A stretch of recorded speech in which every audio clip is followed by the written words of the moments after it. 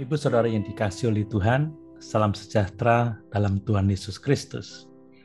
Mari kita merenungkan firman Tuhan dari Injil Lukas pasal 16 ayat 19 sampai 31. Demikian firman Tuhan. Ada seorang kaya yang selalu berpakaian jubah ungu dan kain halus, dan setiap hari ia bersukaria dalam kemewahan.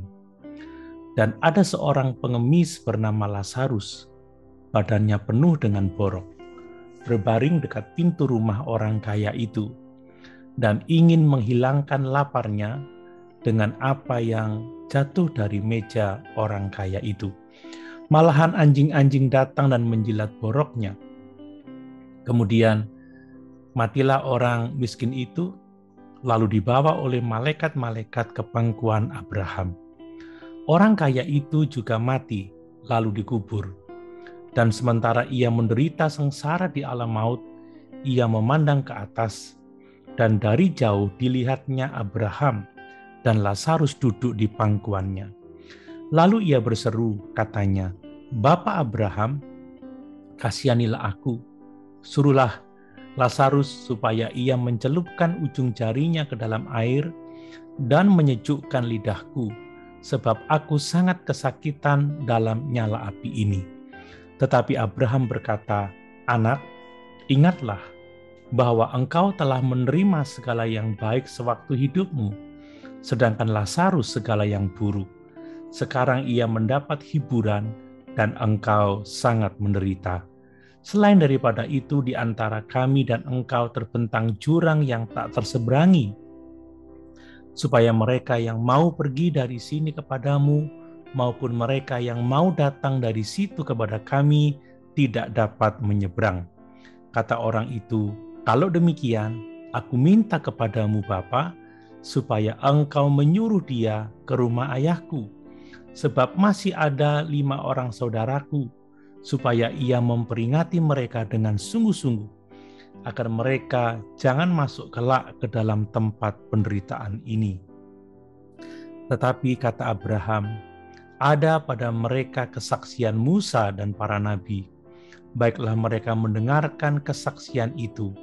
Jawab orang itu, "Tidak, Bapak Abraham, tetapi jika ada seorang yang datang dari antara orang mati kepada mereka, mereka akan bertobat." Kata Abraham kepadanya, "Jika mereka tidak mendengarkan kesaksian Musa dan para nabi, mereka tidak juga akan mau diyakinkan sekalipun oleh seorang yang bangkit dari antara orang mati." Bapak Ibu, Saudara yang dikasihi oleh Tuhan, tentunya kita semua mengenal kisah Lazarus yang sangat menderita karena kemiskinan dan penyakit selama hidupnya di dunia. Tetapi pada akhirnya ia masuk surga setelah meninggal dunia. Bersamaan dengan Lazarus, hidup seorang kaya yang hidup dalam kesenangan, tetapi setelah mati masuk neraka.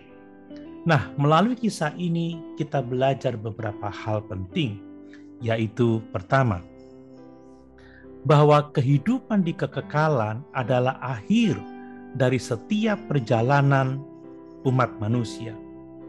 Keselamatan dari murka Allah adalah prioritas dari kehidupan kita.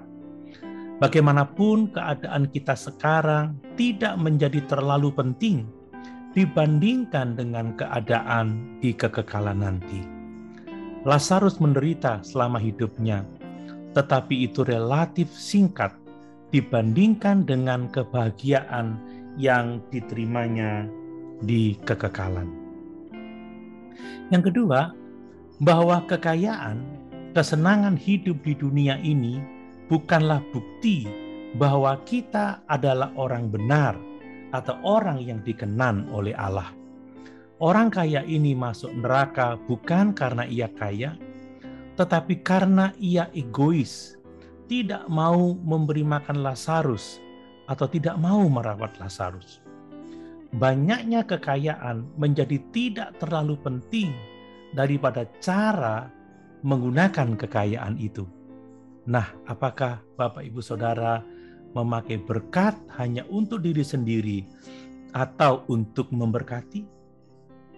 Yang ketiga, bahwa keselamatan itu hanya oleh beriman kepada berita Injil, yaitu percaya dan taat kepada Tuhan Yesus Kristus.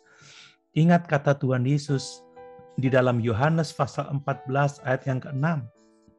Akulah jalan dan kebenaran dan hidup. Tidak ada seorang pun yang datang kepada Bapa kalau tidak melalui aku.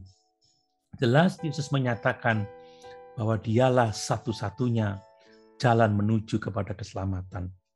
Selanjutnya di dalam Roma pasal 1 ayat 16 dan 17 dinyatakan bahwa Injil adalah kekuatan Allah yang menyelamatkan setiap orang yang percaya kepadanya.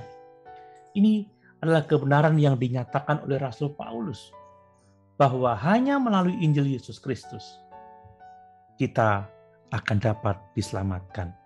Selanjutnya di dalam Kisah Para Rasul pasal 4 ayat yang ke-12 dituliskan di sana, dan keselamatan tidak ada di dalam siapapun juga selain di dalam Dia. Sebab di bawah kolong langit ini tidak ada nama lain yang diberikan kepada manusia yang olehnya kita dapat diselamatkan.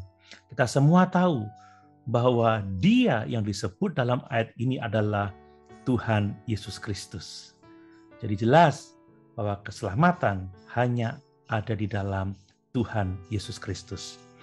Bapak, Ibu, saudara yang dikasihi oleh Tuhan, bagaimanapun keadaan kita saat ini, pastikan bahwa kita telah datang kepada Kristus untuk keselamatan jiwa kita. Pastikan bahwa kita telah sungguh-sungguh percaya dan menerima Yesus sebagai Tuhan dan Juru Selamat kita secara pribadi. Sebab hanya melalui Yesus Kristus kita dapat diselamatkan.